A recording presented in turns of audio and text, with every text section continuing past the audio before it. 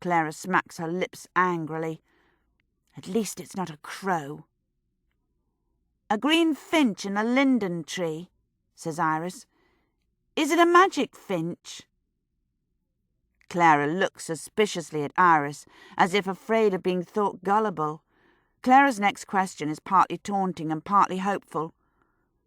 Did you really meet a queen of the gypsies? Iris feels a bit guilty. Any old hobbled dame isn't an ancient angel. Old women are just old women. Iris shrugs, non-committal. Clara responds with sass, as if to prove she doesn't care. Let's go look at the tulips. We own many of them to grow, to show, to sell. Since I'm not allowed to go outside of these walls, I can go to the shed and look, and the gardeners don't mind. My mother may mind. Clara gives a shrug. But my mother doesn't care, and it's her house, not your mother's. It doesn't matter if your mother minds. Come, Iris. Come, you too, Ruth. Ruth prefers to stay where she is. The tulip shed is beyond the herb garden, reached through the kitchen door. Sided to shoulder height with rough milled boards, it's open to the elements for a foot or two above. The boards of the roof aren't all fixed with nails. Some boards can be shifted so that in warm weather sun can come in, while the shed's walls protect the plants from the worst of the wind. The plants are arranged in terracotta trays with porous bottoms. The trays stand on rough tables, and the soil of the nursery floor is dank. The plants appear in ranks, the bulbs apparently having been sunk at intervals of 2 or 3 weeks apart. Here are the newest trays of plantings, where nothing shows yet through the reddish-brown soil. Beyond trays in which plants send up their shoots. Trays where the plants grow taller and then develop a head and some leaves. Finally, near where Iris and Clara stand, the flowers begin to show some colour and to open up their petals.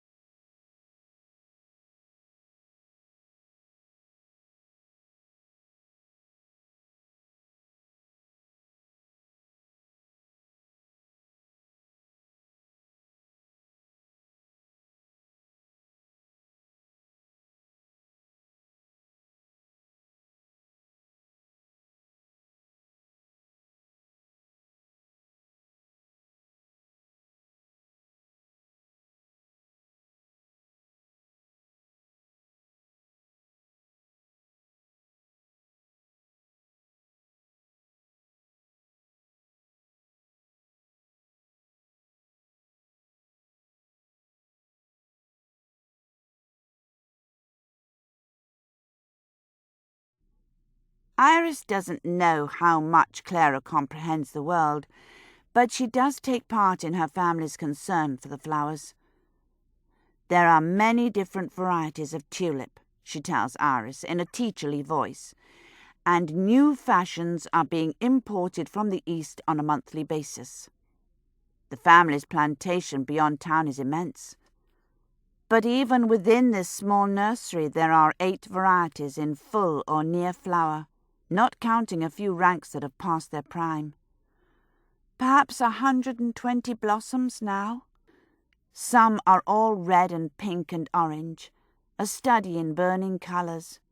Many are striped with red and white. Iris doesn't like the tulip's inelegant stem, which seems thick and lacking in grace. But the flowers have heavy heads, something like roses, and maybe those stems need to be strong as cane stalks. A gardener comes through a door at the back and makes a remark that Iris can't hear, but she understands the tone. Gardeners don't want girls to be playing in the shed. Iris begins to back away, saying, Come, Clara. Let's go back to our small garden, where we can run without risk of damaging these things. Clara doesn't speak at first. Iris doesn't know what is on her mind. Then Clara says, Aren't these the finest of treasures? Each one springs up and becomes more red than rubies, more fine than diamonds, and more valuable. So we're told. And before you can run back here again to look, the petals have begun to drop and the leaves to yellow. Look, they sag, they fall. Are they the more wonderful because they live such a short time? Like changeling babies, says Iris, regretting the words almost the moment they're out of her mouth. More forcefully, she says, let's talk about it away from here. Semper Augustus, Viceroy, the yellow red of Leiden. I know these better than I know my scripture verses, says Clara in a sing-song manner. The white crowns, the admiral demands, the general balls, the Pope's head, they bloom and wither in a month's time. Here Papa tries to force the bulbs, for purposes of exciting investors. But out in the polder fields, they grow only once a year and bloom in the early spring, never to return. Clara sighs. She stands, a young thing with a heavy adult thought in her mind as Iris backs away. It's almost a dark thought, though Iris can't quite name it. A sudden slide of light comes through a shifting of clouds, slanting between two roof boards that have been pulled aside. Clara's hair blazes, white fire. Suddenly Iris can't see her, just a glare of light, a child in an inside garden. For an instant, Iris believes Clara really is a changeling.